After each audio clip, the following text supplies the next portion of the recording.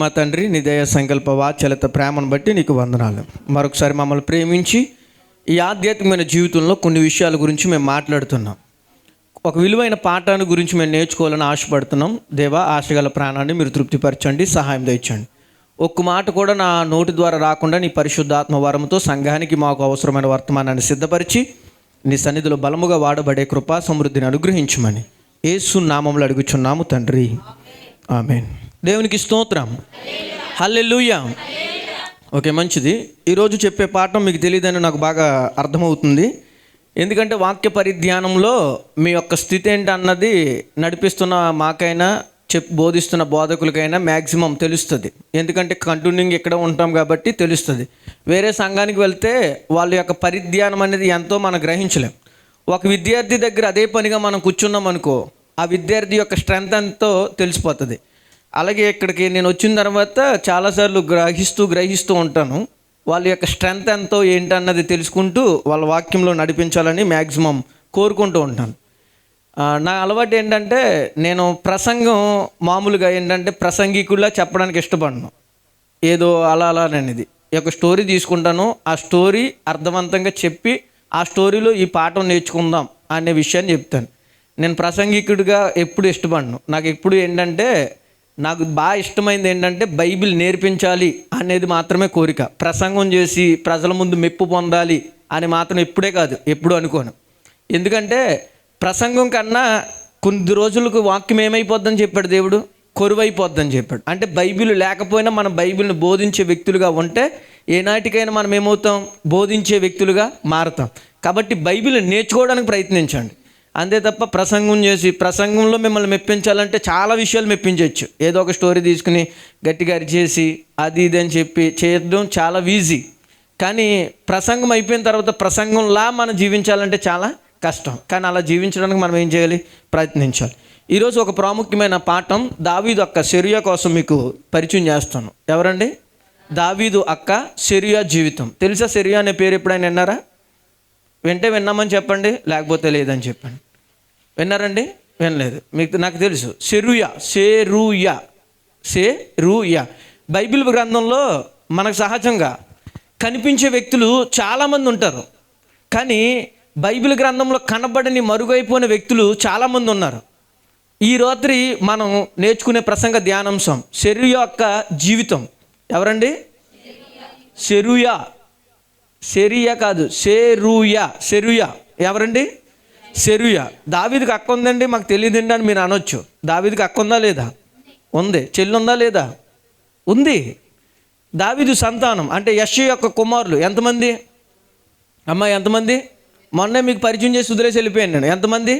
80 ఇద్దరు ఆడవారు, మొత్తం కలిపితే ఎంతమంది? బ్రహ్మాండమైన కుటుంబం, మామూలు కుటుంబం కాదు ఇది. ఎలాంటి కుటుంబం ఇది? బ్రహ్మాండమైన కుటుంబం. 10 మంది వ్యక్తులు కలిగిన పిల్లలంటే ఆ కుటుంబం పెద్దదంటారు, చిన్నదంటారు? పెద్దదే. చాలా ప్రాముఖ్యమైన విషయం. దావీదుతో మీరు చూడండి, దావీదు గురించి మీరు అన్వేషణ చేయండి. ఇప్పుడు దాకా నేను చాలా చెప్పాను మీకు దావీదు గురించి, ఇంకా పూర్తి అవ్వలేదు నాకు. ఇంకా చాలా ప్రసంగాలు ఉన్నాయి దావీదు గురించి. మీరు దావీదు గురించి అన్వేషించండి. ఎంత తవ్వునా కానీ వస్తాడు తప్ప అది ఆగదు. దావీదును ఎంత తవ్వునా కానీ వస్తాడు తప్ప అది ఆగదు. ఇప్పుడు భూమి ఎంత లోతుంది అని మీలో ఎవరైనా చెప్పగలుగుతారా? తవ్వే కొలది ఏమవుతుంది? వస్తానే ఉంటుంది మట్టి. ఎంత అడుగులోకి వెళ్ళినా వస్తానే ఉంటుంది. కానీ దాని ఎండింగ్ పాయింట్ అనేది నేటికి ఎవరో కూడా చెప్పలేకపోతున్నాం. చాలా మిషన్స్ భూమిలోకి వెళ్ళినాయి, కానీ కొన్ని బాగా లోతుకి వెళ్ళిపోయిన తర్వాత మిషన్లో కూడా వేడికి పగిలిపోయే స్థితికి వచ్చేసింది. బైబిల్ని కూడా మనం ఒక వచనం పట్టుకుని తవ్వుతూ ఉంటే చాలా జ్ఞానం వస్తుందంటారు, రాదంటారు? దాన్ని ఏమన్నారంటే ధ్యానించడం అన్నారు. దాన్ని ఏమన్నారు? ధ్యానించడం అన్నారు. దావీదు యుద్ధాలు చేశాడు. ఒకరోజు దావీదు యుద్ధానికి వెళ్తుంటే చాలామంది యుద్ధంలోని ఏం చేశారంటే దావీదుతో పాటు వెళ్ళారు. కొంచెం ఎదరికి వెళ్ళిపోయిన తర్వాత ఏమన్నారంటే కొంతమంది సైనికులు, అయ్యా దావీదు గారు, మీరు యుద్ధానికి వెళ్ళండి, అక్కడ అంత జనం ఉండరు కదా, మేము ఇక్కడే ఉంటాం, సామాన్లు మోస్తాం, మీరు వెళ్ళి యుద్ధం చేసి రండి అని చెప్తే దావీదు కొంతమంది సైన్యాన్ని తీసుకుని వెళ్ళి దావీదు యుద్ధాన్ని గెలిచాడు. ఏం చేశాడు? దావీదు యుద్ధాన్ని గెలిచిన తర్వాత యుద్ధంలో ఆ టైంలో ఓడిపోతే వాళ్ళ దగ్గర ఏం దొరుకుతుంది? మనకి సంపద. ఏం దొరుకుతుంది? సంపద, బంగారం, ఇవన్నీ దొరుకుతాయి. ఇప్పుడు ఆ బంగారం పట్టుకుని తిరిగి వచ్చేస్తున్నారు. తిరిగి వచ్చేసిన వెంటనే యుద్ధంలో సైనికులు ఉంటారు కదా, వాళ్ళు ఏమన్నారంటే మేము ఎక్కువ కష్టపడ్డాం, మాకు ఎక్కువ బంగారం ఇవ్వండి అని దావీదు గారి దగ్గరికి వెళ్ళి వాదన చేశారు. ఈ కింద కొంతమంది ఉండిపోయారు కదా, బ్యాగులు మోస్తూ సామాన్ల కాపలాదారులకు ఉండిపోయారు కదా, వాళ్ళు అన్నారు మేము కష్టపడుతున్నాం కదా మాకు ఇవ్వండి. అంటే మీరు యుద్ధం చేశారా? మేమే కదా యుద్ధం చేసాం, మాకే ఇవ్వండి సంపద అంటున్నారు. యుద్ధం చేసేవాడు గొప్పోడా, సామాను మోసేవాడు గొప్పోడా? అమ్మ ఎవరు గొప్పోళ్ళు? ఎవరు గొప్పోళ్ళు? సామాన్లు మోసేవాడా, యుద్ధం చేసేవాడా? ఇద్దరు గొప్పోళ్ళే. ఇప్పుడు యుద్ధం చేయడానికి కొంతమంది ఉన్నారు. ఒకవేళ యుద్ధం చేసినప్పుడు సామాను మోసేవాడు లేకపోతే ఈ యుద్ధం జరగదు. కాబట్టి పరిచర్య చేసేటప్పుడు రెండు రకాలు ఉంటుంది పరిచర్య. పైకి కనిపించే వాళ్ళు గొప్పోళ్ళని అనుకుంటాం, కానీ బ్యాక్గ్రౌండ్లో ఉండి వర్క్ చేసేవాళ్ళు చాలా గొప్పోళ్ళు. ఇది బాగా గుర్తుంచుకోండి. ఈరోజు నేను స్టేజ్ మీద కనిపిస్తున్నానంటే నేను గొప్పోడిని మీరు అనుకుంటారు, కానీ స్టేజ్ మీద కనిపించే వ్యక్తి ఎప్పుడు గొప్పోడు కాదు, స్టేజ్ బ్యాక్గ్రౌండ్లో ఉండేవాడే గొప్పోడు. హల్లెలూయా. దేవుడు అదే చెప్తాడు. ఇప్పుడు దావీదు గారి వ్యక్తిగత జీవితంలో కొంతమంది మనకు పైకి బాగా కనిపిస్తారు, వాళ్ళే గొప్పోళ్ళు అనుకుంటాం. కానీ నాకు అర్థమైంది ఏంటంటే ఈ స్టోరీ నుంచి, బ్యాక్గ్రౌండ్లో ఉండి వర్క్ చేసేవాడు ఇంకా గొప్పోడు అని అనిపిస్తుంది. హల్లెలూయా. పాంప్లెంట్లో నేను కనబడాలి అని అనుకోవటం తప్పు కాదు, కానీ పాంప్లెంట్లో కన్నా నేను బ్యాక్గ్రౌండ్లో ఉండాలి అనుకున్నవాడే గొప్పోడు. హల్లెలూయా. మీ శరీరంలో ముక్కు కనబడుతుంది, గుండె కనిపిస్తుందా లేదా? అమ్మ గుండె కనిపిస్తుందా లేదా? కనిపించదు. అది మరి గుండె గొప్పదా, ముక్కు గొప్పదా? అమ్మ ఏది గొప్పది? ముక్కు తప్పడగా ఉన్నా పర్వాలేదు, గుండె తప్పడగా ఉంటే పని అవ్వదు. మీకు అర్థమైందా వ్యర్థమైందా? ముక్కు తప్పడగా ఉన్నా పర్వాలేదు, గుండె తప్పడగా ఉండకూడదు. మీ శరీరంలో కళ్ళు ఉన్నాయి, కళ్ళు విలువైనవా విలువలేనివా? విలువైనవే. ఒక కొన్ను లేకపోతే ఇంకో కొన్నుతో చూడొచ్చు. మీ శరీరంలో మూత్రపిండాలు ఉన్నాయి, అవి కనిపిస్తాయి ఎప్పుడైనా? ఒకసారి నేను కనబడి వస్తానంటే మళ్ళీ మీరు ఉంటారా? ఒకసారి అడగండి మీ గుండెని, ఒకసారి బయటికి రావచ్చు కదా, నేను చూడాలని ఉందని అడగండి, వస్తుంది. అది వస్తే ఇంక నువ్వు ఇక్కడ ఉండగలుగుతామా? ఉండం. కాబట్టి కనిపించే వాటి కన్నా కనబడనివే గొప్ప అంటాను నేను. అది పరిచర్య అయినా ఏదైనా సరే, ఏది గొప్ప చెప్పాలి మీరు? ఏది గొప్ప అండి? కనపడనివి గొప్ప, కనిపించేవి గొప్ప కాదు. ఇది బాగా గుర్తుపెట్టుకోండి. చాలామందికి ఏమనిపిస్తుంది అంటే, మేము స్టేజ్ మీద కనబడట్లేదు, మేము ఎవరిని మమ్మల్ని చూడట్లేదు, మమ్మల్ని ఎవరో పట్టించుకోవట్లేదు, ఈ వాదంతో ఎక్కువ ఉంటున్నారు మీరు.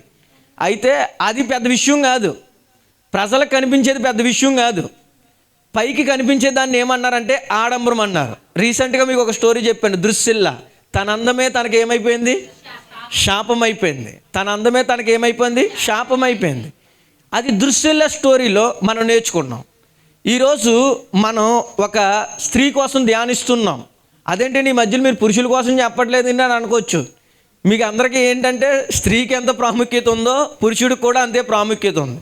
కానీ నేను చెప్తున్న ఒక పాఠం, ఏదైనా స్త్రీ అయినా పురుషుడైనా అది ఇద్దరికి వర్తిస్తుంది. హల్లెలూయా. ఎవరికి వర్తిస్తుంది? అది ఇద్దరికి వస్తుంది. చూద్దాం. సెరూయా గురించి ఈరోజు మనం ధ్యానిద్దాం అంటారు, వద్దంటారా? మొదటి దినవృత్తాంతముల గ్రంథము మొదటి సమూయేలు 17:12 తీయండి. మొట్టమొదటిగా మొదటి సమూయేలు 17:12. దావీదు ఏంటండి? యోదా బెత్లెహేం వాడగు ఎఫ్రాతీయుడైన యెషయా అనువాని కుమారుడు. యెషయాకి 8 కుమారులుండిరి. ఎంతమంది యెషయా కుమారులు? అమ్మ ఎంతమంది? మీకు అర్థమైపోయింది ఇప్పుడు. ఎంతమంది యెషయా కుమారులు? 8 మంది ఉన్నారు. ఓకే, మంచిది. మొదటి దినవృత్తాంతముల గ్రంథము 2వ అధ్యాయము 13-17 నేను చదువుతాను, మీరు చాలా జాగ్రత్తగా చూడటం నేర్చుకోండి. అక్కడ చూడండి. మొదటి దినవృత్తాంతముల గ్రంథము 2వ అధ్యాయము 13 నుంచి ఎక్కడి దాకా వెళ్ళాలి చెప్పాలి? 20 కాదు, 17వ వచనం దాకా నేను చదువుతాను, చూడండి. యెషయా తన జ్యేష్ఠ కుమారుడైన ఏలియాబును, 2వ వాడైన అబినాదాబును, 3వ వాడైన షమ్మాను, 4వ వాడైన నెతన్యేలును, 5వ వాడైన రద్దాయిని, 6వ వాడైన ఓజేమును, 7వ వాడైన దావీదును కనెను. మరి ఇంకొకటి ఏమైపోయాడు? బైబిల్లో తప్పు రాశాడంటారా? ఆ కింద కూడా చదువుతాం. సెరూయా అబిగాయాలు వీరు అక్క చెల్లెండ్రు. సెరూయా కుమారులు 3, అభిషై, యోవాబు, అసాహేల్. చాలు. ఈరోజు మనం నేర్చుకునే పాఠం ఎవరు? సెరూయా. ఉందా లేదా బైబిల్లో? మీ బైబిల్లో నేను చెప్పే ప్రతిదీ ఉంటుంది, రెఫరెన్స్లో కూడా చూసుకోండి. మరి ఇక్కడ 7 ఇచ్చారు, ఇంకొకటి ఏమైపోయాడు అంటారు, లేడంటారు, లెక్కలో తీసారని బైబిల్ తప్పు రాశారంటారా? మీరు చెప్పాలి ఈ వాదన. ఇప్పుడు క్వశ్చన్ మీకే. ఇక్కడ ఎంతమంది ఇచ్చారు? ఇక్కడ 8 మంది ఇచ్చారా? 7 ఇచ్చారు. ఇందాక ఎంతమంది అని చదివాం మనం? అమ్మ ఎంతమంది అని చదివాం? మరి ఇంకొకటి ఏమైపోయాడు అని తీసేశారంటారు లెక్కలోనే, లేదా బైబిల్ తప్పు రాశారంటారా? మీరు ఏదో ఒక ఆన్సర్ చెప్పండి, నేను దాన్ని బట్టి చెప్తా. చెప్పాలి మీరు. ఉన్నాడంటారా పోయాడంటారా? ఇందాక చదివింది ఏమో 8 అని చదివాం, ఇక్కడ 7 ఇచ్చారు. ఇప్పుడు మీరు కొత్తగా బైబిల్ చదివే వ్యక్తులు 7 కదా అని దృష్టిలో ఉండిపోతారు. కానీ లెక్క ప్రకారం ఎంతమంది ఉన్నారు? 8 ఉన్నారు. మరి 7 రాశారు, పైకి అక్క చెల్లెళ్ళ పేర్లు కూడా రాశాడు. మరి ఇంకొకటి ఏమైపోయాడు? ఉన్నాడో పోయాడు? ఏదోటి అవుతుంది. చూద్దాం. ఎక్కడో దిక్కున ఉంటాడు కదా. ఉండక మానేస్తాడా? అమ్మ ఉండక మానేస్తాడా? ఉంటాడు. కానీ వాడు చెప్తాను వినండి, ఆయన బతికాడో చచ్చాడో ఎవరికీ తెలీదు. ఆయన బతికాడో చచ్చాడో ఎవరికీ తెలీదు. అది ఆ కారణం చేత అయినా అవ్వు ఉండాలి. నెక్స్ట్ రెండోది, ఒకవేళ పిల్లలకు పుట్టకపోతే వాళ్ళని పరిగణంలోకి తీసుకోరు బైబిల్లో. ఇది బాగా గుర్తుపెట్టుకోండి. పిల్లలు పుట్టకపోతే వాళ్ళని జనాభా లెక్కల్లోకి తీసుకోరు. ముఖ్యమైన వ్యక్తులు మాత్రమే తీసుకుంటారు. బహుశా ఆయనకి పిల్లలు పుట్టక ఉండుంటారు. ఈ 2 విషయాల్లో జరిగి ఉంటుంది. కానీ ఆయన పేరు రాశారు బైబిల్లో. దావీదు ఉన్న అన్న పేరు రాశారు. ఎక్కడుందో మనం చూద్దాం. మొదటి దినవృత్తాంతములు 27:18 తీసారా? మొదటి దినవృత్తాంతములు 27:18. దావీదు సహోదరులలో ఎలుహు అను ఒక యోధా వారికి అధిపతిగా ఉండెను. ఉన్నాడా లేదా? అమ్మ మీ బైబిల్లో ఉందా లేదా? ఇప్పుడు 8 సరిపోయారా లేదా? చెప్పాలి మీరు. దావీదు సహోదరులలో ఎలుహు అను ఒకడు యోధా వారికి ఎలా ఉన్నాడంటే ఆయన. ఈ వచనం అక్కడ రాసుకోండి మీరు చదివినప్పుడు. మీ బైబిల్ అలా రాసుకోవాలి. ఎందుకంటే మీరు 7 అనుకుంటారు, ముందు ఏమో చదివారు మీరు 7 అనుకుంటారు. ఎంతమంది ఇప్పుడు? అక్క చెల్లెళ్ళు ఎంతమంది? మొట్టమొదటి పేరేంటి? సెరూయా. రెండవది పేరేంటి? అబిగాయలు. అమెరికా స్టేట్లో అబిగాయాలు అనే పేరు ప్రతి ఇంట్లో పెట్టుకుంటారు. తెలుసా మీకు? అమెరికా స్టేట్లో అబిగాయాలు అనే పేరు ప్రతి ఇంట్లో పెట్టుకుంటారు. ఆ పేరు చాలా విలువైందని పెట్టుకుంటారు అగ్రరాజ్యంలో. ఇప్పుడు చూద్దాం, మనం ఎవరి కోసం నేర్చుకుందామని చెప్పాను ఈరోజు. ఎవరేమ్మా? సెరూయా. ఈవిడ కోసం బైబిల్ అక్కడక్కడ మాత్రమే ప్రస్తావించబడ్డది. మ్యాటర్ తవ్వుతూనే వస్తుంది. విచిత్రం ఏంటంటే ఈవిడ గురించి ఎప్పుడు పెద్ద రాయలేదు, కానీ వీళ్ళ కుమారుల గురించి ఈవిడికి పేరు వచ్చింది. ఎవరి గురించి? వీళ్ళ కుమారుల గురించి ఈవిడికి పేరు వచ్చింది. నువ్వు కన్నా పిల్లలను బట్టి ఎవరికి పేరు రావాలి? అమ్మ ఎవరికి పేరు రావాలి? తల్లిదండ్రులకి పేరు రావాలి. బహుశా నేను ఈవిడ స్టోరీ అర్థం చేసుకుంటే నాకు అర్థమైంది ఏంటంటే, జీవితంలో ఈవిడ చేసిన త్యాగం మరొకరు ఎవరు కూడా చేసి ఉండరు. అంత భయంకరమైన త్యాగం చేసిన మహావీరురాలు మన సెరూయా. ఎవరు? తిరుగుతుందా మీకు? సెరూయా. ఈజీగానే ఉందిరా, దృశ్యంలో కాదు ఈవిడి సెరూయా. ఓకే వినండి. ఇప్పుడు సెరూయా గురించి మనం నేర్చుకుంటున్నాం. సెరూయా అనే పదానికి అర్థం వేదన, శ్రమ, బాధ. ఏంటి? శ్రమ, బాధ. చెప్దాం. వేదన, శ్రమ, బాధ.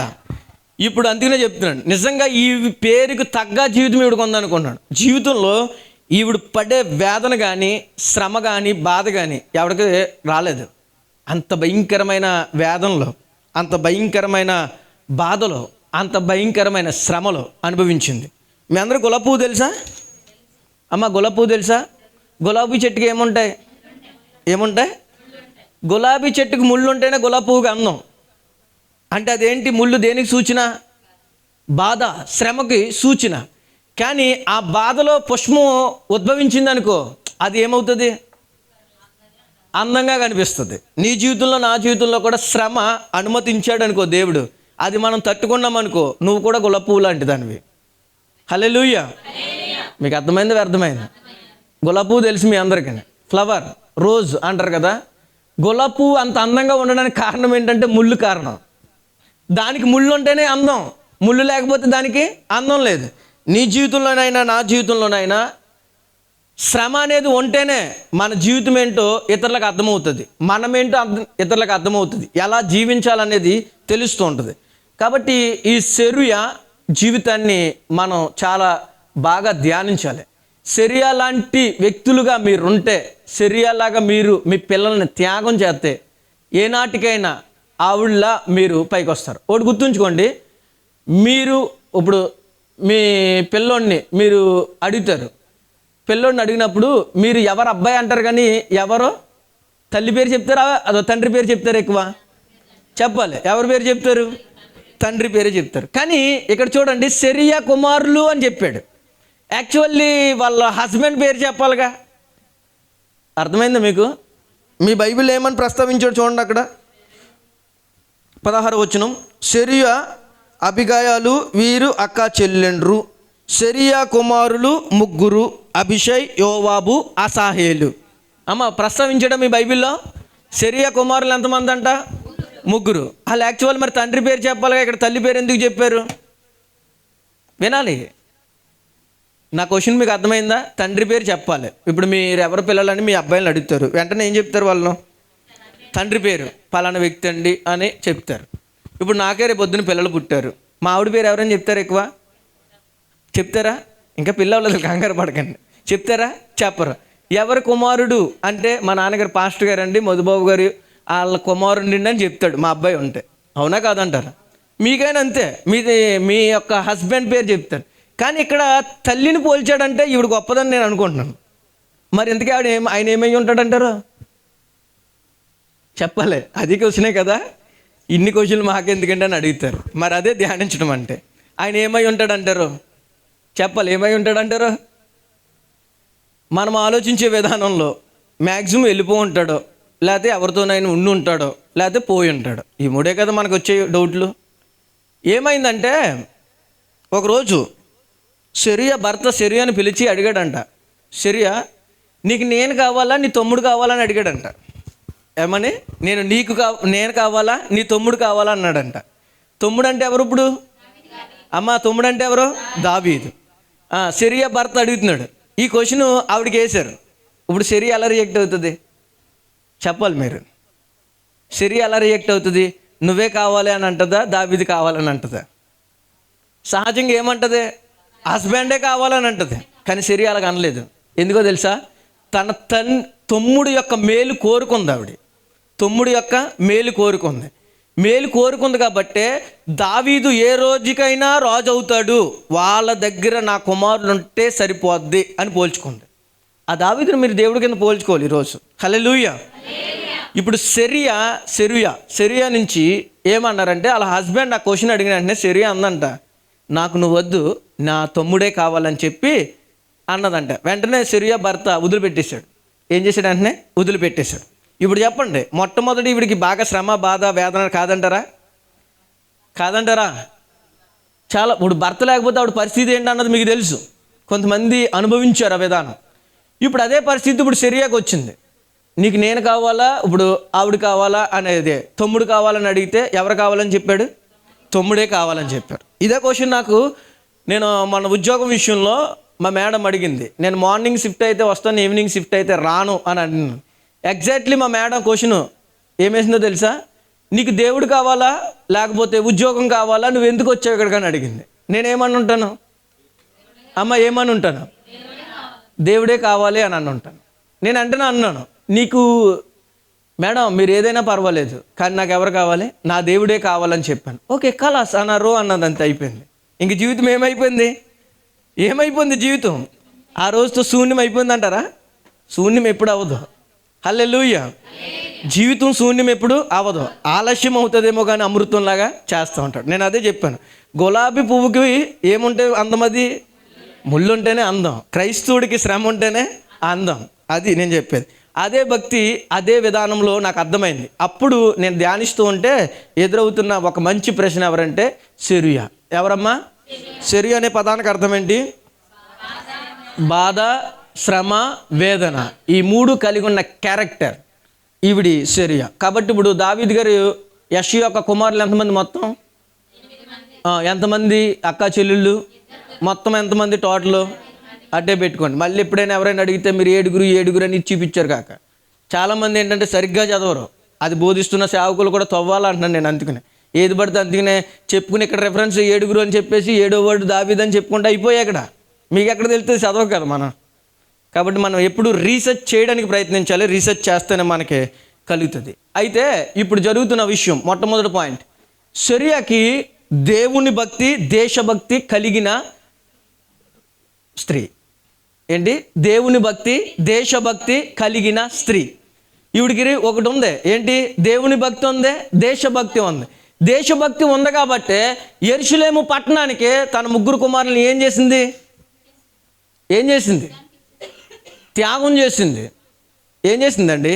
త్యాగం చేసింది. మీ జీవితంలోనైనా నా జీవితంలోనైనా త్యాగం చేస్తేనే దేవుడు దాని ప్రతిఫలం ఏంటో చూస్తూ ఉంటాడు. కాబట్టి మనం మన పిల్లల్ని ఎవరికి ఇవ్వాలి? దేవునికి ఇవ్వాలి, దేశానికి కూడా ఇవ్వాలి. అది దేశానికి ఉపయోగపడతాడంటే వాడిని ఖచ్చితంగా మనం ఏం చేయాలి? ఇచ్చేయాలి.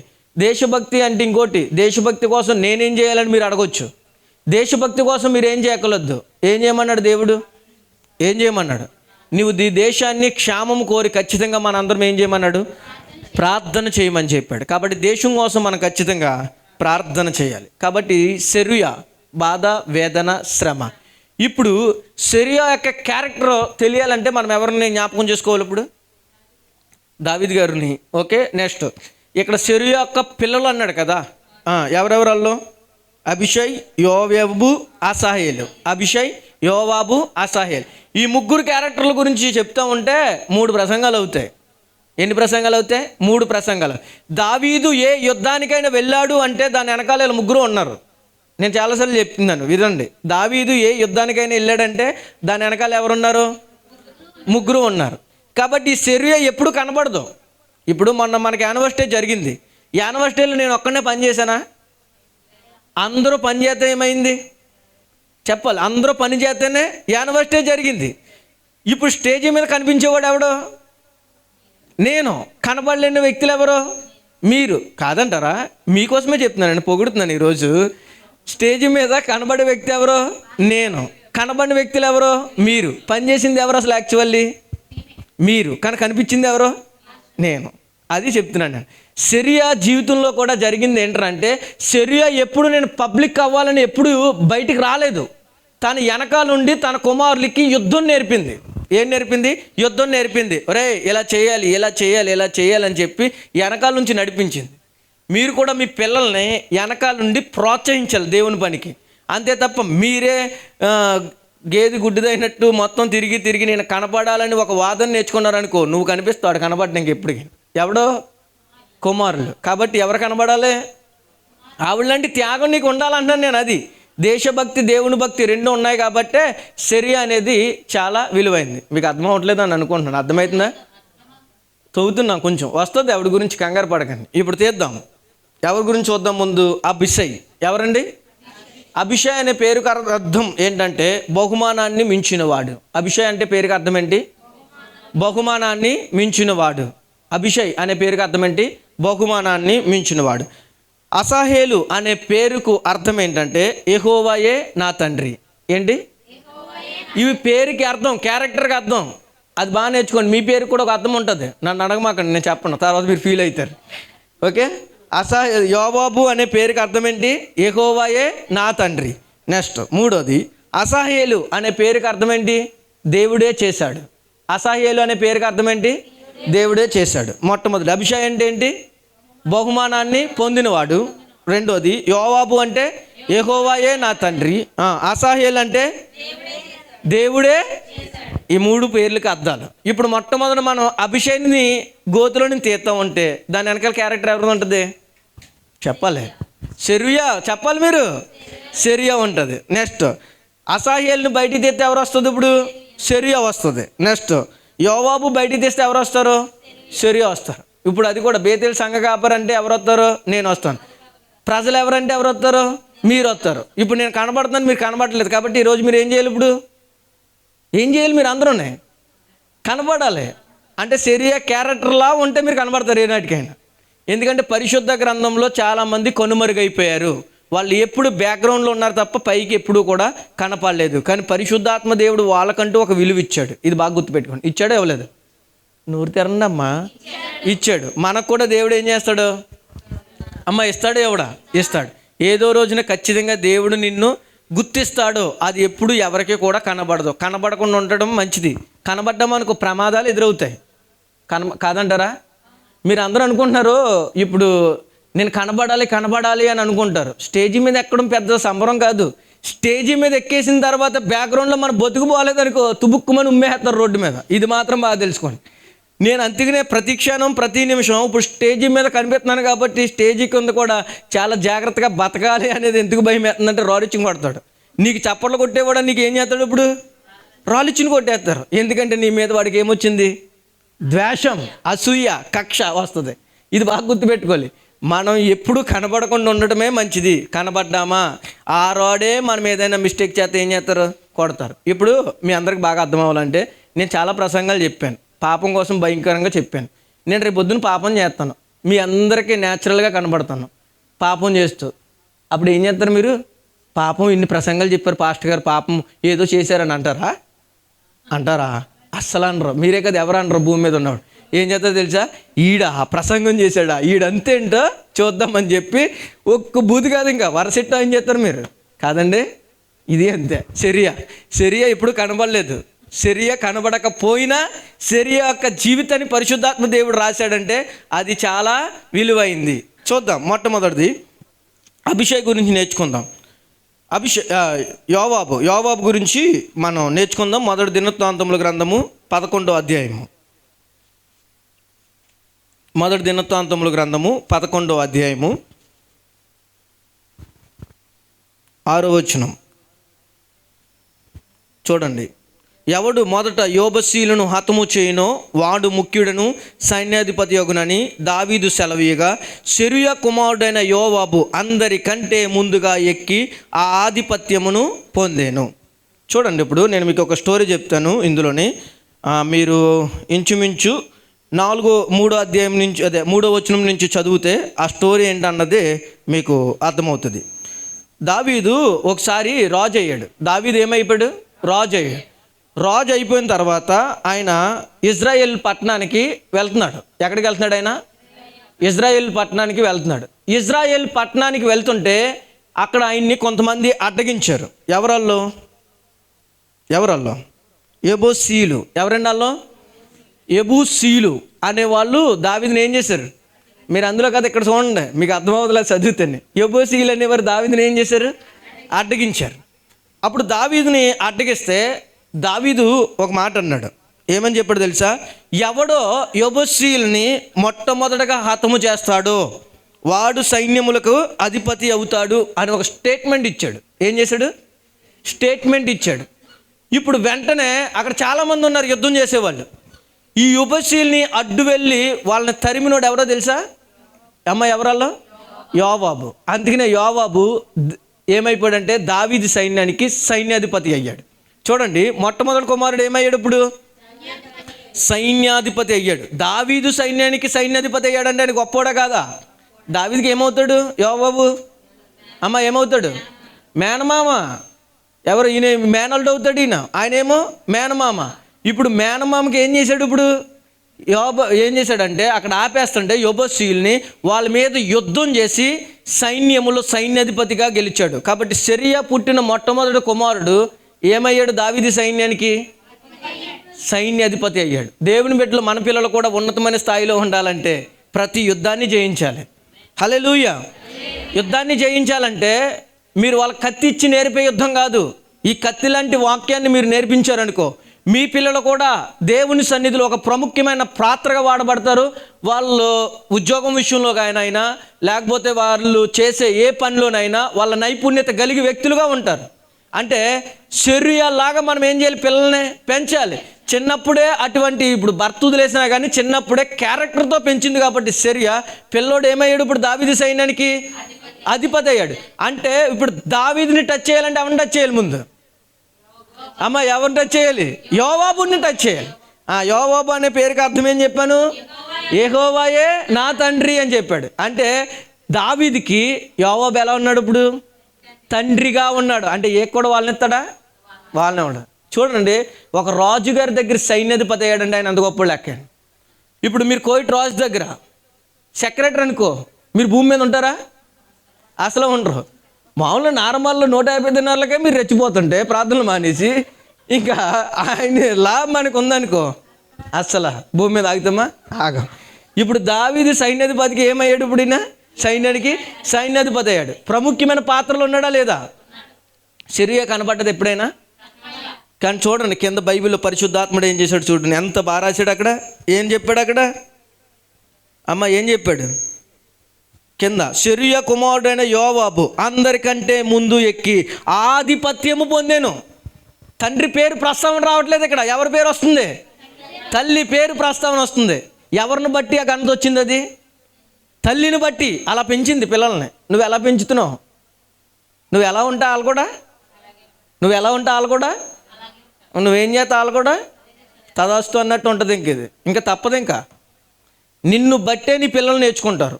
నువ్వు భక్తిలో పెరిగితే వాళ్ళు కూడా భక్తిలో పెరుగుతారు. దొందు అంటారు తెలుసా మీకు సామెత? అంటే ఏంటి? ఇసుక దొందులు కాదు నేను చెప్పేది, దొందు అంటారు తెలుసు కదా. అంటే వాడు ఏ క్యారెక్టర్లో ఉన్నాడో వీడు కూడా అదే క్యారెక్టర్లో ఉన్నాడు. మొన్న ఇదే విషయం దొందు అంటే అయ్యగారు మీరు ఏ దొందులు తింటారండి అంటుందో. కాబట్టి ఇక్కడ కాదు, వేరే చర్చిలో ఒక ప్రాంతానికి పర్వానీలో వాక్యానికి వెళ్తే నేను దొందు అన్నాను. అప్పుడు నిద్ర లేచినట్టుంది. అయ్యగారు మీకు ఏ దొందులు అంటే ఇష్టం అండి, నేను మా ఇంటికి రండి అంటుంది. అమ్మ నేను చెప్పింది అది కాదు ఇది అని చెప్పా. మీకు కూడా చెప్తున్నా. ఇప్పుడు ఎవరిని బట్టి ఎవరికి ఘనత వచ్చింది?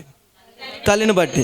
అంటే యోవాబు దావీదుకి సైన్యాధిపతి అయ్యి యెబూసీయుల్ని ఓడించాడంటే దానికి కారణం తల్లి నేర్పిన ఒక గుణపాఠం. హల్లెలూయా. తల్లి నేర్పిన ఒక గుణపాఠం. ముగ్గురిని యుద్ధానికి త్యాగం చేసిందండి తల్లి. నెక్స్ట్ అభిషేక్ గురించి నేర్చుకోవాలి మనం. నెక్స్ట్ ఎవరి గురించి? వీళ్ళ ముగ్గురు కోసం నేను భవిష్యత్తులో మళ్ళీ చెప్తాను. కానీ ఈరోజు మన పాఠం ఎవరమ్మా? సిరియా కోసం కాబట్టి జస్ట్ పరిచయం చేసి వదిలేస్తున్నాను. మళ్ళీ వీళ్ళ ముగ్గురు గురించి 3 ప్రసంగాలు చెప్తా, అప్పుడు ఇంకా క్లియర్గా అర్థమవుతుంది మీకు. హల్లెలూయా. 2 సమూయేలు 23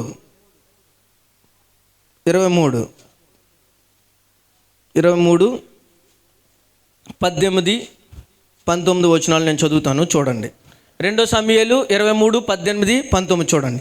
సిరియా కుమారుడగు యోవాబు సహోదరుడైన అభిషై తన అనుచరులలో ముఖ్యుడు. ఇతడు ఒక యుద్ధములో 300 మందిని హతము చేసి వారి మీద తన ఈటెను ఆడించెను. ఇతడు ఆ ముగ్గురిలో పేరు పొందెను. ఇతడు ఆ 30 మందిలో గనుడై వారికి అధిపతి అయ్యెను. హల్లెలూయా. అభిషై ఎలా అంటాడు? ఇప్పుడు 30 మందిలో గనుడు. ఎవరమ్మైనా ఆయన ఎవడు? సైన్యానికి అధిపతి. ఎవరైనా? యోవాబు. మీకు రావాలి. మొట్టమొదటి ఎవరు? యోవాబు. ఈయన అభిషై. ఈయన 30 మందిలో ఎవడో? గనుడు. అంటే ఆయన ఏం సైన్యాధిపతి, ఈయన ఎవడో? గనుడు. అంటే ఎక్కువ తక్కువ? పైకి చాలా క్లియర్గా రాశాడు. సిరియా కుమారుడగు యోవాబు సహోదరుడు అంటే ఈయన. సిరియా కుమారుడగు యోవాబు సహోదరుడు. యోవాబు ఎవరు? అభిషేక్కి అన్నయ్య. మీకు అది అర్థమవులే. ఎవరమ్మాయినా? అన్నయ్య. యోవాబు అన్నయ్య. ఇక్కడ చూడండి ఆవిడ పేరు ప్రస్తావన చేస్తారు ముందు. వీళ్ళ జీవితంలో ఒక ఘనంగా పోల్చుతున్నాడంటే ముందు ఎవరి పేరు వచ్చేస్తుంది ఇక్కడ? ఇందాక ఎవరి పేరు వచ్చింది? సిరియా వచ్చింది. మళ్ళీ ఎవరు వచ్చింది? సిరియా వచ్చింది. దాని ఎదరికి మీరు దాని ఎదరికి చూస్తే మీరు 15 వచనం నేను చదువుతాను చూడండి. దావీదు బెత్లెహేము గవిని దగ్గర బావి నీళ్లు ఎవడైనను నాకు తెచ్చి ఇచ్చిన ఎంతో సంతోషించేదనని అధికారులతో పలకగా. అంటే దావీదు ఏం చేశాడంటే దాని పైనుంచి చదువుకోండి. దావీదు 14 నుంచి చదువుకుంటే దుర్గంలో ఉన్నాడు. దుర్గం అంటే ఏంటి? చాలా శ్రమల్లో ఉన్నాడు. ఎలా ఉన్నాడండి? శ్రమల్లో ఉన్నాడు. ఫిలిష్తీయులు దండు వచ్చి దావీదు మీద పడిపోతున్నారు. వీళ్ళప్పుడు బెత్లెహేంలోకి వెళ్ళాలి. ఇప్పుడు దావీదుకి దావత వేస్తుంది. ఎవడైతే ముందు వెళ్ళి నీళ్ళు తెచ్చి ఇస్తాడో వాడు ఏమన్నాడు? దావీదు గనుడు. ఓడించి వాళ్ళని ఏం చేయాలి? ఓడించి నీళ్లు తీసుకొచ్చి ఇవ్వాలి అని చెప్పాడు. వెంటనే అక్కడ చాలామంది ఉన్నారు. ఎవరు వెళ్ళిపోయారు? అభిషై. మీకు చెప్తున్నాను, నేను స్టోరీ చెప్పట్లేదు, మీకు పరిచయం టైం సరిపోదు నాకు, అందు గురించే నేను షార్ట్లో చెప్తున్నా మీకు. అభిషై వెళ్ళిపోయి ఏం చేశాడు? వెంటనే నీళ్లు తీసుకొచ్చి దావీదు గారి చేతికి ఇస్తే దావీదు గారు తాగలేదు. ఎందుకు తాగలేదో తెలుసా? 17 వచనం చూడండి. ప్రాణమును తెగించిపోయి తెచ్చిన వారి చేతి నీళ్లు త్రాగుదునా అని చెప్పి త్రాగనొల్లకుండెను. ఆ ముగ్గురు బలాఢ్యులు ఈ కార్యములు చేసిరి. వీళ్ళు ముగ్గురు వెళ్ళారు. ఎవరెవరు? యోవాబు, అభిషై, అసాహేలు ముగ్గురు వెళ్ళి నీళ్లు తెచ్చారు. కానీ కష్టపడ్డది మీరు, సొమ్ము నాకెందుకు అన్న విధానంలో మాట్లాడాడు. ఈరోజు సొమ్ము ఒకటిదే మీకు బాగా తెలుసు. కొంతమంది ఉచితంగా తినేద్దాం అనుకుంటారు. కానీ ఏం చేయాలి మనం? ఏం చేయాలి? దావీదు చూడండి, నీళ్ళే తాగలేదంట. కష్టపడి నీళ్ళు నాకు కాదయ్యి, ఆడ తెచ్చేస్తే నేను ఎందుకు తాగాలి అని అనుకున్నాడు. అంటే మీరు ఏం చేయాలి? ఇప్పుడు దేవుని బిడ్డలుగా కష్టపడకుండా మనకేమొచ్చేయాలి? తేరగా. చాలామంది అనుకునేది ఏంటి తెలుసా? కష్టపడకుండా మాకు తేరగా డబ్బులు వచ్చేయాలి, ఇదే కోరుకుంటున్నారు. ఒకవేళ గుర్తుంచుకోండి బాగానే, ఎవరి దగ్గరైనా మీరు పొరపాటున ఏదైనా తీసుకున్నారనుకో వాళ్ళకి ఇచ్చేయండి. ఇవ్వలేదనుకో మీ రూపాయి ఎప్పటికీ నిలబడదు. ఇది బాగా గుర్తుపెట్టుకోండి. ఒకవేళ మీరు 10 రూపాయలు ఈరోజు ఎవడో చూడట్లేదు కదా అని దాచుకుంటారేమో, కానీ ఏదో రోగం చేత పోతుంది. అది నేను చెప్పేది కదా, బైబిల్లో ఉంది ఇక్కడ. మీరు బాగా గుర్తుంచుకోవాలి. మళ్ళీ ఏదన్నా చెప్తుంటే ఈయన కావాలని నా గురించి చెప్తున్నాడు, ఏలెట్టి మరీ చూపిస్తున్నాడు అని అనుకుంటాం. ఎవడి రూపాయి అయినా ఉంటే వెళ్ళి ఇచ్చేయటం మంచిది. అంతే తప్ప వాళ్ళు ఇచ్చారు కదా నేను తీసుకుందాం, ఎవరు చూడలేదు కదా అని అనుకోండి, ఏదో రూపంలో అది పోతుందే తప్ప నిలబడదు. పరుల సొమ్ము మనం ఆశించవచ్చా? ఆశించకూడదు. నీ సొంత భర్త డబ్బులు నువ్వు ఆశించు, అద్దె భర్తల సొమ్ము మనకు కోపం వస్తుంది మీకు, మరి తప్పదు. ఆశించవచ్చా? ఆశించకూడదు. అది బైబిల్. ఎందుకంటే ఇందులో రాసింది, నేను చెప్పిందా ఇక్కడ రాశాడు కదా. ఏం చెప్పాడు? ప్రాణమును తెగించి పోయి తెచ్చిన వారి చేతి నీళ్ళు త్రాగుదునా అని చెప్పి త్రాగనొల్లకు ఉండేను. ఆ ముగ్గురు బలాఢ్యులు కార్యం చేశారంట. నీళ్ళు తెచ్చింది మీరు, ముందు మీరు తాగండి, నాకు వద్దు అన్నాడు. దాని అర్థం ఏంటి? కష్టపడ్డది మీరు, అనుభవించేది నేనా అన్నాడు. నీళ్ళకే అన్నాడు. మరి మీరేంటో చూడండి. కష్టపడకుండా ఏ సొమ్ము కూడా ఉచితంగా తీసుకోకూడదు. ఈ మధ్యకాలంలో సోమర్తనం మనుషులకు ఎక్కువగా పీడిస్తూ ఉంటుంది. ఎక్కువగా నిద్రకి ప్రయత్నిస్తాం మనం, కానీ కష్టపడడానికి ఎక్కువ ప్రయత్నించట్లేదు. కష్టపడకుండా ఏదీ రాదు. ఒక వాక్యం చెప్పాలంటే నేను కూడా ఏం చేయాలి? యూట్యూబ్ చూసి చెప్పడం చాలా ఈజీ, కానీ అలా మనం చెప్పలేం. మళ్ళీ ప్రమాదం అయిపోద్ది. దాన్ని చూసి ఎప్పుడు గమ్ముని యూట్యూబ్ చూసేసి ఏదో చెప్పేద్దాం అనుకుంటే అవ్వదు బండి. కానీ దేవుడు నడిపింపేస్తేనే ఎక్కువ చెప్పగలుగుతాం. దాన్ని ఏం చేయాలి? మనం తవ్వాలి. ఇప్పుడు నేను కొత్త మర్మాలు చెప్తున్నాను అనుకో, నేను దాన్ని తవ్వకుండా వచ్చేస్తున్నాయా? ఎక్కువగా ఏం చేయాలి? నేను వాక్యం ఎక్కువగా ధ్యానిస్తూ చదువుతూ ఉంటే అది అంటూ వస్తుంది. ఒక పాట అనండి, ఆ పాటను మీరు ఎక్కువగా ధ్యానించితేనే మీకు అది వస్తుంది. అంతే తప్ప వాళ్ళకలా మనం పాడలేము. వాళ్ళకలా మనం ఎప్పుడైనా పాడదామని ట్రై చేసినా అవ్వదు. అది అవుతుందా? అవ్వదు. కాబట్టి మీరు కష్టపడటం నేర్చుకోండి. ఇతరుల సొమ్ము మనకే వద్దు. ఎవరిదైనా ఈ రాత్రి ఉంటే, ఒకవేళ స్పూనో గట్టో కూరగిన్నె ఉంటే పొరపాటుని రాత్రి ఏం చేయాలి? మీరు ఇచ్చేయాలి. అసలు మహా తప్పు ఇది. ఎందుకంటే ఇంటికాడ చిన్నప్పుడు మా పెద్దమ్మ ఉండేది. మా అమ్మ కొంచెం మేము ఎక్కువ నీసు కూరలు అయితే తింటా ఉంటే మా అమ్మ కూర వేసి ఇచ్చేది. ఆ కొప్పు మాది అని దెబ్బలాట వచ్చింది మా అమ్మకి, మా పెద్దమ్మకి ఒకసారి. ఇంతకే కొప్పు ఎవరిదే? మా అమ్మది. కానీ మా పెద్దమ్మ ఏమంటుంది? ఇలాంటి కొప్పు నా దగ్గర ఉండదా అంటుంది. ఏం బాధలకే? ఆఫ్టర్ ఆల్ కూరగిన్నె కోసం బాధలకే అది. కాబట్టి పరులది మనం ఏది కూడా ఉంచుకోకూడదు. అది స్పూన్ అయినా డబ్బులైనా ఏదైనా సరే ఇచ్చేయండి. మీరు ఎంత బాధపడినా ఏం పర్వాలేదు, దేవుడి దగ్గర క్షమాపణ అడిగేశానన్నా ఒప్పుకోడు. క్షమాపణ అడిగిన తెమలది ఇది. రేపు పరలోకంలో నువ్వేం చేయాలి? ఇప్పుడు పరలోకంలో అప్పు తీర్తలో ఉండవు, లెక్క చెప్పాలి. అమ్మ ఏం చేయాలి? లెక్కలు చెప్పాలి. కాబట్టి ఇతరుల సొమ్ము మనది కానిది మనకొద్దు. మనది కానిది అద్దెది ఎప్పటికైనా అద్దెలు బెటరా సొంతలు బెటరా? అన్నీ తెలిసి మనకు, కానీ మనకేం కావాలి? ఇక్కడ అద్దెలే బెటర్, మరి సొంత ఇల్లు ఎవరు కదా. కోయిట్లో ఏంటి? అద్దెలే బెటర్. అద్దెలు అంటే ఆ అద్దెలు కాదు, మీరు లెక్కేసుకోండి, రెంట్ కట్టే అద్దెలు. అంటే మీరు నివాసం ఉండడానికి కొంతకాలం మట్టుకే ఇక్కడ మీ జీవితం అంతా ఎక్కడ? ఇండియా.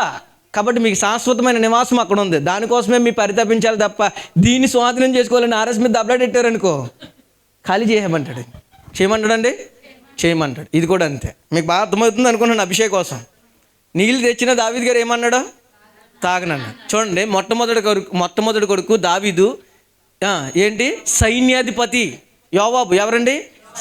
సైన్యాధిపతి. చూడండి, సిరియా కొడుకు మొట్టమొదటి సైన్యాధిపతి. వీడిని బట్టి ఘనత ఎవరికి వచ్చింది? తల్లికి వచ్చింది. అంటే తల్లి బాగా పెంచితేనే పిల్లలు అలా వస్తారు. హల్లెలూయా. ఈరోజు నేను వాక్యం చెప్తున్నాను అని మీరు అనుకోవచ్చు. కానీ నన్ను తయారు చేసిన ఆత్మీయ తండ్రి ఉంటాడు. ఆయన ఇప్పుడు కనబడుతున్నాడు మీకు? కనపడు. నేను ఇంతలా ధ్యానించడానికి కారణం ఏంటంటే ఆయన నన్ను కొట్టేవాడు కాబట్టి నేను ఇంతలా మీకు చెప్పగలుగుతున్నాను. ఆ రోజు నన్నే కొట్టకపోతే ఈ రోజు ఏమవుతుంది? నేను మాట వింటానా? విన్నాం. నేను ఇప్పటికీ చెప్తా, మా తల్లి కొద్దిగా మాత్రమే పెంచింది, కానీ నా ఆత్మీయ జీవితాన్ని అంత పెంచింది దైవజనుడే. మా తల్లిదండ్రులు అయితే కాదు, ఎందుకంటే వాళ్ళు చదువుకోలేదు, తెలీదు. కానీ దైవజనుడు చేతిలో పెట్టింది శాశ్వతంగా ఆయన నన్ను ఏం చేశాడంటే పెంచుకుంటూ ఒక్కోటి కొడుతూ తిడుతూ ఆత్మీయమైన పాఠాలు నేర్పుతూ వచ్చాడు కాబట్టి ఈరోజు నేను పైకి రాగలుగుతున్నాను. కానీ ఆయన కనిపిస్తున్నాడు ఇప్పుడు? కనబడతలేదు. అంటే నన్ను బట్టి ఎవరికి ఘనత వస్తుంది? ఇప్పుడు నేను మంచిగా సేవ చేశాను అనుకో, ఎవరికి ఘనత వస్తుంది? అడుగుతారు చాలామంది, మీ ఆత్మీయ నన్ను చాలామంది ఏమనుకున్నారంటే నేను ఈ అంగీ వేసుకుంటాం వల్ల హోసన్న మినిస్ట్రీ అనుకున్నారు చాలా చర్చి వాళ్ళు. నో, నేను హోసన్న మినిస్ట్రీ కాదు, కానీ నా మినిస్ట్రీ జేబిఎఫ్. నేను అందులో ఒక పాత్రదారుణ్ణి, కానీ దేవుడు అప్పుడు కనబడలేదు కానీ ఇప్పుడు కనిపించే వ్యక్తిలాగా చేశాడు. మేము అనుకునే వాళ్ళం ఎప్పుడు ప్రసంగం ఇస్తారా, ఎప్పుడు పైకి తీసుకొస్తారని అనుకునేవాడిని. వీళ్ళే చెప్తారా ఇంకెప్పుడు మేము రాకూడదని నాకు కక్ష, అసూయ, స్వార్థం వచ్చేసింది. అలాగే కన్నీళ్ళు కాచాం. కానీ తర్వాత తెలిసింది, వాక్యం ధ్యానిస్తే నేను ఆలోచించేది తప్పు. ఎందుకంటే ఆ రోజున ఆయన అలా కష్టపెట్టకపోతే మాకు ఆ కసి రాదన్నా నేను. అప్పుడు అలా ఇచ్చేయడానికో ఈరోజు మనం నేర్చుకోగలుగుతామా? నేర్చుకోలేం. కానీ అప్పుడు ఆ రోజు మేము ఏమన్నామంటే ఇంకా కష్టపడాలి, ఈయన కంట లోతైన మర్మాలు చెప్పే వ్యక్తులుగా మారాలి అని అనుకున్నాం కాబట్టి ధ్యానించాం, ఈరోజు చెప్పగలుగుతున్నాం. హల్లెలూయా. మీకు అర్థమైందా? మీకు అంటే నన్ను బట్టి ఎవరికి ఘనత వచ్చింది? మోషే గారి. నువ్వు క్రైస్తవ జీవితంలో బయట చాలా జాగ్రత్తగా బ్రతుకుతున్నావు, ఎవరంకా చూడకుండా వెళ్తున్నావు, ఎవరితో నువ్వు ఇష్టానుసారంగా ప్రవర్తించకపోతే నువ్వు ఏ దేవుడిని నమ్మావు అని అడుగుతారు. వెంటనే అడగరా? అంటే నిన్ను బట్టి ఎవరికి మహిమ వస్తుంది? దేవునికి మహిమ వస్తుంది. అంటే నిన్ను బట్టి దేవునికి మహిమ వచ్చే వ్యక్తులుగా నువ్వు ఉండాలి. హల్లెలూయా. మొట్టమొదటి చెప్పాలి, ఎవరు? యోవాబు. దావీదుకి ఏంటైనా సైన్యాధిపతి. నెక్స్ట్ అభిషేక్ ఎలాంటోడు? 30 మందిలో గనుడు. మామూలుగానే చాలా ఘనమైన వాళ్ళు ఉంటారు, ఆ 30 మందిలో ఈయన ఎవడంట? Special officer. 30 మందిలో స్పెషల్ ఆఫీసర్ ఈయన. ఇప్పుడు ఈ కువైట్ దేశంలో సపోజ్ కొంతమంది దైవజనులు ఉన్నారనుకో, ఆ కొంతమంది దైవజనుల్లో ఈ అభిషేక్ అనేవాడు గొప్పోడు అంటున్నాడు దేవుడు. ఎవరిని బట్టి ఎవరికి ఘనత వచ్చింది? సిరియాను బట్టి అభిషేక్ వచ్చింది, అభిషేక్ని బట్టి సిరియాకు వచ్చింది. మరి నిన్ను బట్టి ఎవరికి ఘనత వస్తుంది అన్నది నువ్వు చూసుకోవాలి. నెక్స్ట్ మూడోది అసాహేలు. 2 సమూయేలు 2 అధ్యాయము 18-19 వచనాలు చూడండి. 2 సమూయేలు 2 అధ్యాయము 18-19 వచనాలు. సిరియా 3 కుమారులకు యోవాబును అభిషేయును అసాహేలును అచ్చట నుండిరి. అసాహేలు అడవి లేడి అంత తేలికగా పరిగెత్తగలవాడు గనక అతడు కుడి తట్టుకైనను ఎడమ తట్టునైనా తిరగా అబ్నేర్ను తరుముచుండగా. ఈయన ఎలాంటోడంట? మూడోవాడు అసాహేల్. దావీదు సైన్యం అంతటిలో వేగముగా పరిగెత్తగలవాడు ఈయన. రాసుకోండి. మూడోదండి ఎవడని పేరు? అసాహేలు. దావీదు సైన్యములు ఎలాంటోడు ఈయన? వేగముగా పరిగెత్తగలవాడు. మందిరానికి నువ్వు ఎలా రావాలి? నీకెక్కడ వేగం? నేను ఫోన్ చేయకపోతే రాగలవు. నువ్వు ఎవరు మాట్లాడాలి నీతో? ఇప్పుడు పాస్టర్ గారు మాట్లాడాలి. నువ్వు ఎలా ఉన్నావు, ఏం చేస్తున్నావు, ఏం తిన్నావు, ఈ సొల్లంతా చెప్తేనే కదా మనం పరిగెట్టుకు వచ్చేది. ఇక్కడ అదే చెప్తున్నాడు. అసాహేలు చూడండి చాలా క్లియర్గా రాశాడు. దావీదు సైన్యం అంతటిలో వేగముగా పరిగెత్తగలవాడు. అడవి లేడంట, అడవి లేడి. చూడండి, సిరియా 3 కుమారులని మళ్ళీ పోల్చాడు. ఇక్కడ మళ్ళీ ఏం చెప్తున్నాడు? అసాహేలును ఒక ప్రాముఖ్యమైన క్యారెక్టర్గా తీశాడు. మీకు అర్థమైందా? పరిశుద్ధాత్మ దేవుడు ఎంత క్లియర్గా రాస్తున్నాడో. అంటే ఒక్క వ్యక్తి పేరు పట్టుకుంటే మనకి ఎన్ని మర్మాలు వస్తున్నాయో చూడండి ఒకసారి. అండి వచ్చిందా లేదా అక్కడ? అంటే సిరియా జీవితం ఉందా లేదు? ఇప్పుడు కనపడ్డది ఇందాక, అక్కడ ఇందాక కనపడ్డది. ఆవిడ ఇందాక 3 కుమారులు అన్నారు, అయిపోయింది అనుకున్నాం మనం. కానీ ఆవిడ జీవితం ప్రతి క్షణం ఉంది, కానీ ఇప్పుడు ఎక్కడ కూడా కనబడలేదు. కాబట్టి కనబడని వ్యక్తి కాబట్టి ఇవిడు గొప్ప అంటున్నాను నేను. అది హల్లెలూయా.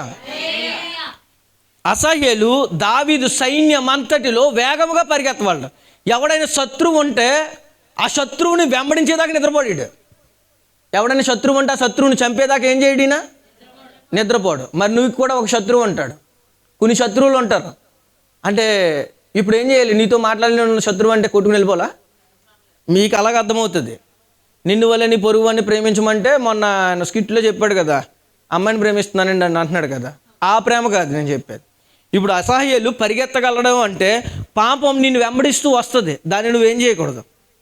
దాన్ని చూసి పరిగెత్తుకుంటూ పోవాలి. నువ్వు దాన్ని వెంబడించావనుకో నువ్వు అసహ్యులు కాదు. అవునంటారు కాదంటారు? కాబట్టి సెరియా లాంటి జీవితం మనకు ఉండాలి. సెరియా లాంటి పిల్లలు మనకు ఉండాలి. నువ్వు ఎలాంటి పిల్లల్ని కన్నావు? నీ మాట వినే పిల్లల్ని కన్నావా, లేకపోతే పనికిరాని మీరు బాధపడినా పర్వాలేదు దద్దమ్మలను కన్నావా అన్నది నీకు తెలియాలి. తల్లి దద్దమ్మ అయితే కొడుకు కూడా దద్దమ్మ అవుతాడు. ఇది బాగా గుర్తుపెట్టుకోండి. తల్లి మంచి ప్రార్థనాపరుడు అనుకో, కొడుకు కూడా ప్రార్థనాపరులు అవుతారు. ఇప్పుడు తల్లి కొడుకు ఇద్దరూ కూడా దెబ్బతినేశారనుకో, కుటుంబమే సర్వనాశనం అయిపోద్ది. ఇంకా కుటుంబం అనేది చాలా విలువైంది. ఇప్పుడు ఈ కుటుంబాన్ని పోగొట్టడానికి కొంతమంది సైతాన్లు మనం తయారవుతూ ఉంటారు. దాన్ని ఏం చేయాలంటే పరిగెత్తుకుని అసహ్యుల్లాగా పోరాడి జయించే వ్యక్తులుగా ఉండాలి. అంతే తప్ప దాన్ని చూసి కృంగిపోకూడదు, శ్రమ పడకూడదు, బాధపడకూడదు. ఇప్పుడు భర్త లేడని చెప్పి స్టెప్ని పెట్టుకోలేదు సెరూయా. నేను అదే చెప్తున్నా, ఇందాక చెప్పాను, నీకు దావీదు కావాలా నేను కావాలని భర్త అడిగితే ఎవరు కావాలన్నదే. అంటే దేశాని కోసం ఏం చేసింది ఆవిడ? 3 కుమారుల్ని దేశానికి ఇచ్చేసింది. ఇది బాగా గుర్తుపెట్టాడు. 3 కుమారుల్ని దేశానికి ఇచ్చేసింది. మరొక ప్రస్తావన ఎత్తుకోలేదు ఆవిడ. ఎంత విలువైంది సెరూయా అంటే. శ్రమ, బాధ, వేదన, ఎన్నో బాధలు, ఎన్నో శ్రమలు, ఎంతో బాధపడ్డది, నిరుత్సాహం, జీవితం అంతా పోరాటం. ఎన్ని పోరాటాలు ఎదురించి ఉంటుంది సెరూయా. భర్త వదిలిపెట్టేస్తే ఆ బాధ ఎలా ఉంటుంది లెక్కండి. సెరూయా జీవితంలో మగతోడు దిక్కు లేదు, పిల్లల్ని ఎలా పెంచుకొచ్చింది, పైగా దేశభక్తి, దేవుని కోసం అంటే దేశానికి నా తమ్ముడు బాగుపడాలి, రాజు పక్కనే ఒక సైనికులుగా ఉండాలని 3 పెంచుకుంటూ వచ్చింది ఈవిడ. అందుకనే ఈవిడ చాలా విలువైంది అని అంటున్నాడు. 2 సమూయేలు 3:39 చూడండి. 2 సమూయేలు 3:39. మీరు అన్ని పేజీలు తిప్పేస్తారండి, పక్క పేజీ కదా. చూడండి. పట్టాభిషేకం నొందిన వాడైనను నేడు నేను బలహీనుడినైతిని. సెరియా కుమారులైన ఈ మనుషులు నాకంటే బలము గలవారు. అతడు జరిగించిన దుష్క్రియను బట్టి యెహోవా కీడు చేసిన వానికి ప్రతి కీడు చేయునుగాక. చూడండి దావీదు ఎంత బాగా చెప్తున్నాడు. ఎవరి గురించి పోల్చి చెప్తున్నాడు? నాకంటే నా అక్క కుమారులు గొప్పోళ్ళు అని చెప్తున్నాడు. ఎందుకంటే దావీదు ఏ యుద్ధాన్నైనా గెలిచాడంటే దానికి కారణం సెరూయా. ఎందుకంటే దావీదుకి ఇందాక చెప్పాను, అభిషేక్ అంటే బహుమానాన్ని మించిన వాడు, అంటే శక్తి సామర్థ్యానికి మించిన వాడు ఎవరి పక్కన ఉన్నాడు? ఇప్పుడు దావీదు పక్కన ఉన్నాడు. నెక్స్ట్ యోవాబు అంటే యెహోవాయే నా తండ్రి, ఇజ్రాయేల్ని కాపాడువాడు, కొనకొడు నిద్రపోడు అనే ఒక తండ్రిగా యోవాబు దావీదుని కాపాడుతూ వచ్చాడు. నెక్స్ట్ 3 అసాహేలు అంటే దేవుడే చేశాడు. ప్రతి పని, ప్రతి యుద్ధాన్ని ఎవరు చేశారు? అందుకనే 3కి ఈ 3 క్యారెక్టర్ల పేరు ఇచ్చారు బైబిల్లో. అర్థమైందా మీకు? అర్థమైంది. మీకు ఎవరు పిల్లల్లో కావాలి ఇప్పుడు? సెరూయా. దేశభక్తి, దేవుని భక్తి ఉంది. చూడండి, సెరూయా కుమారుల వల్ల సెరూయాకు పేరు వచ్చింది, సెరూయా వల్ల కుమారులకు పేరు వచ్చింది. వీళ్ళ పైకి కనబడలేని క్యారెక్టర్ కానీ కనిపించే వ్యక్తిగా దేవుడు చేశాడు. హల్లెలూయా. ఇది బాగా గుర్తుపెట్టుకోండి. నేను కనబడాలని కొంతమంది ఆరాటంలో ఉన్న వ్యక్తులకు నేను చెప్పే ప్రాముఖ్యమైన విషయం ఏంటంటే, కనబడటం ముఖ్యం కాదు. బ్యాక్గ్రౌండ్లో ఉండేవాడు గొప్పవాడు. పరిచర్య 2 రకాలు. స్టేజీ మీద కనిపించేవాడు ఒకడైతే, స్టేజీ కింద ఉండి పని చేసేవాడు గొప్పవాడు అంటాను. హల్లెలూయా. చేపలు ఉడిచేవాడు గొప్పవాడు, చేప ఎత్తేవాడు గొప్పవాడు. ఇందాక చెప్పాను దావీదుని ఏమన్నారు ప్రారంభంలోనే, కొంత సొమ్ము మేము ఎక్కువ యుద్ధం చేసాం మాకు ఇవ్వండి అంటే దావీదు తీర్పు ఎలా చెప్పాడు తెలుసా? వాళ్ళే బ్యాగ్లు మోయకపోతే మీరు యుద్ధానికి ఎలా వెళ్తారా అని అడిగాడు. షాక్ అయ్యారు వాళ్ళు. కాబట్టి ఆ బ్యాక్గ్రౌండ్లోనే వర్క్ చేయకపోతే ఈరోజు ఇది ఎలా జరుగుతుంది? హల్లెలూయా. కానీ ఇది చూడండి, సంఘానికి వచ్చిన తర్వాత, సంఘంలో ఉన్న తర్వాత ఎవరో నాతో మాట్లాడాలి, ఎవరో నాకు ఏదో చెప్పాలి, ఏదో చెయ్యాలి అని అనుకోవడం నీ బుర్ర పనికిమాలిన బుర్ర, నీ బుర్ర దేవునికి విరుద్ధమైన బుర్ర, నీ బుర్ర సైతాన్ బుర్ర. ఇన్ని వాక్యాలు చెప్పినా, ఇన్ని చేసినా కానీ రేపు మళ్ళా మనం కోరుకునేది ఏంటో తెలుసా? ఆధిపత్యాలు. ఏం కోరుకుంటాం మనం? ఆధిపత్యాలు. ఇవి మాత్రమే కోరుకుంటాం. కానీ ప్రతి క్షణం, ప్రతి నిమిషం దేవుని కోసం నలిగిపోయి, విరిగిపోయి, శ్రమపడి, బాధపడి, వేదన పడతారు చూసారా, వాడు గొప్పవాడు. హల్లెలూయా. త్వరలో చెప్తాను, దేవుడి పని ఎలా పడితే అలా చేయకూడదు. అది కూడా ఉంది. అది ఇంకా భయంకరమైన పాపం. ఎందుకంటే మనం ఆరాధిస్తున్న దేవుడు సజీవుడు, ఇంకను ఉంటేనే ఉన్నాడు, ఉంటాడు కూడా. హల్లెలూయా. మీరు ఇప్పుడు సెరియా గురించి ఏం పాఠం నేర్చుకున్నారు చెప్పండి? దేవుని యందు భయభక్తులు కలిగి ఉందా లేదంటారు శరీరం. ముగ్గురు పిల్లల్ని ఎలా పెంచింది? షార్ప్, చాలా భయభక్తులతో పెంచింది. ఒక్కడైనా వేస్ట్గా ఉన్నాడు ఇందులోనే? చూడండి, యోవాబు దావీదుకి సైన్యాధిపతి. అభిషై 30 మందిలో యోధుల్లో ప్రాముఖ్యుడు, గనుడు. నెక్స్ట్ అసాహేలు దావీదు సైన్యం అంతటిలో వేగముగా పరిగెత్తగలవాడు. వాళ్ళు కనబడుతున్నారు కానీ ఈవిడ కనబడలేదు. గులాబీ పువ్వు పరిమళంగా బాగా కనబడుతుంది, కానీ గులాబీ పువ్వును మోసిన మొక్క ఎంత గొప్పది. ఆ మొక్క, ఆ పువ్వు అంత అందంగా ఉందంటే దానికి కారణం ముళ్ళు. నీకు అర్థమైంది ఇప్పుడు? ఆ ముళ్ళే లేకపోతే గులాబీ పువ్వు లేదు. ఒక తల్లి ఉంది, ఆ తల్లికి 5 పిల్లలు. ఎంతమంది అమ్మా? 5 పిల్లలు. 5 పిల్లల్ని దేశానికి ఇచ్చేసింది జవాన్లుగా, దేశానికి కాపలా కాయండి అని చెప్పి. క్రైస్తవ కుటుంబమే 5 పిల్లల్ని ఇచ్చేసింది. 5 పిల్లల్ని ఇచ్చేస్తే పోస్ట్ మ్యాన్ వాళ్ళ కుమారులు రాసిన లెటర్లన్నీ ఎప్పుడు కూడా ఇంటికి తీసుకొస్తాడు. ఈ తల్లి చదువుకుంటూ ఉంటుంది, ఆనందంగా ఉంటుంది. చాలా రోజులు, చాలా సంవత్సరాలు అయింది. యుద్ధంలో వాళ్ళ పిల్లలు బిజీగా పడిపోయారు, లెటర్లు రాయటం మానేశారు. కొద్ది రోజుల తర్వాత లెటర్ వచ్చింది. పోస్ట్ మ్యాన్ పట్టుకొచ్చి లెటర్ ఇచ్చాడు. లెటర్ ఇచ్చిన వెంటనే తల్లి చదువుతుంది. నా కుమారులు ఎంతమంది చచ్చిపోయారు అని పోస్ట్ మ్యాన్ అడిగితే ఆవిడ చదువుకోవడం సరిగ్గా రాలేదు. అప్పుడు పోస్ట్ మ్యాన్ చెప్పాడు, నీ కుమారులు 5 కూడా చచ్చిపోయారు అని. అంటే ఆ తల్లి ఎలాగుంటుంది? ఎంతమంది చచ్చిపోయారు అని క్వశ్చన్ వేసింది పోస్ట్ మ్యాన్. ఒకరు కాదు, 2 కాదు, 5 చచ్చిపోయారు అన్నది. ఒకే రోజు ఒకే గర్భానికి అన్న పిల్లలు 5 చచ్చిపోతే బాధ ఎలా ఉంటుంది? చాలా వేదనగా ఉంటుంది. అప్పుడు ఆవిడ ఏమని తెలుసా? క్రైస్తవురాలే. ఏమని తెలుసా? యెహోవా ఇచ్చును, యెహోవాయే తీసుకును అని చెప్పి. అంటే పోస్ట్ మ్యాన్కి అన్యుడు దెబ్బకు మారిపోయాడు. ఎందుకంటే 5 మంది పిల్లలు చచ్చిపోయినప్పుడు కూడా ఏం చేసింది? యెహోవా ఇచ్చును, యెహోవాయే తీసుకున్నాను. మనది కానిది మనకు వద్దు అన్నది మనకు వద్దు. హల్లెలూయా. అంటే వద్దు అన్న వాళ్ళు ఏం చేయాలి? ఇప్పుడు ఏం చేయాలి? ఏది విడిచిపెట్టాలో ఏది విడిచిపెట్టకూడదో మీకు తెలుసు నాకన్నా బాగా. నన్ను పర్టికులర్గా ఇంకా చెప్పమంటే చెప్పేస్తాను, అది కూడా దేవుని స్తోత్రం. హల్లెలూయా. నన్ను చెప్పమంటే చెప్పేస్తాను. నేను మొన్నే చెప్పాను, ఫెలిక్స్ యూదురాలని తన భార్యను వెంట పట్టుకుని ఎక్కడికి వచ్చాడు? ఎవరి దగ్గరికి వచ్చాడు? పౌలు గారి దగ్గరికి వచ్చాడు. మీరు మర్చిపోతారు, నేను మర్చిపోను, వాక్యం అదే. వచ్చాడా లేదా? అప్పుడు 3 సువార్తలు చెప్పాడు. మొట్టమొదటిది ఏంటి? ఆశా నిగ్రహం. నెక్స్ట్ రెండోది ఏంటి? రాబోవు విమర్శ. మొట్టమొదటిది న్యాయం, తీర్పు కోసం చెప్పాడు.